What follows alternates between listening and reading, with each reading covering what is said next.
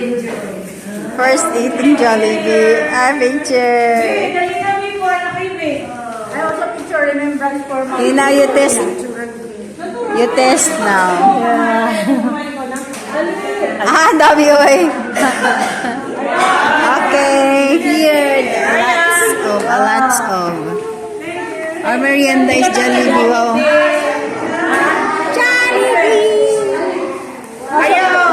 Sa place nyo. Okay. Hindi ka tatayo.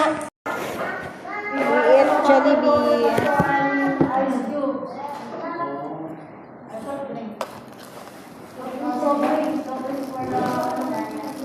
We eat now.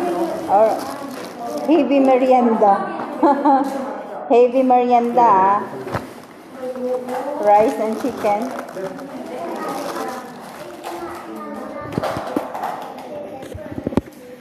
Hello.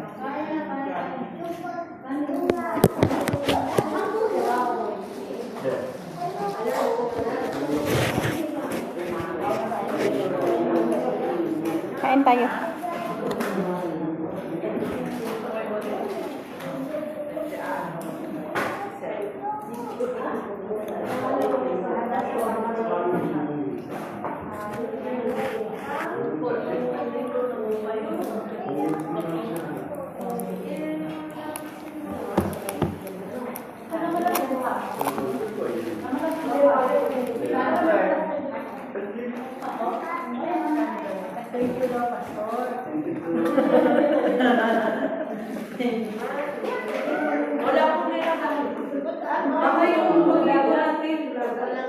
Thank you, Lord God, for this food.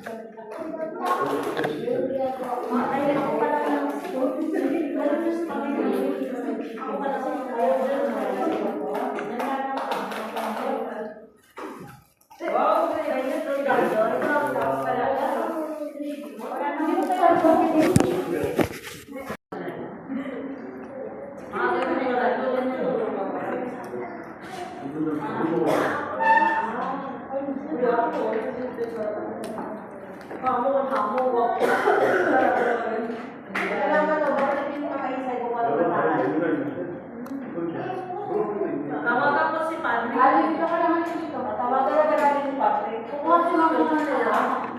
Para hindi ka lang lang. Para hindi natin tawagan si Papa. Ha? Ang dyan sa Papa niya. Takon ka na. Huwag mo alo-aloin. Ikaw naman. Kaya na? Wala. Kailangan mag-maintain. Kinakakabutan pa rin siya. Pero saan mo yun? Sige. Tingnan natin. Bahala kayo. Viper! Delicious? Delicious. Dahil si Mama Isay. Hindi na kami makaano eh. Hindi nyo na kami makausap.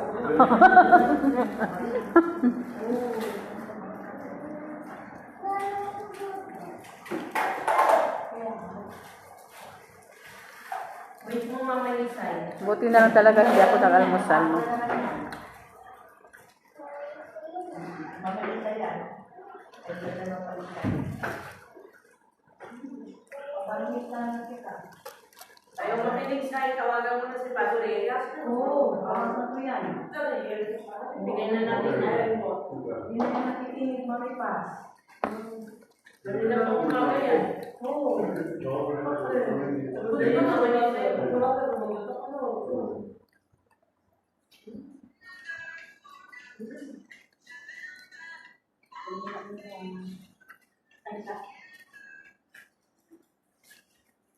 Kahit si Mami ay sila yung tatawagan ko ngayon.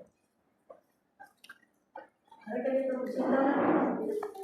Ang sumbong kaya yan siya. Hindi, bebe. Kaya. Oo. Kaya.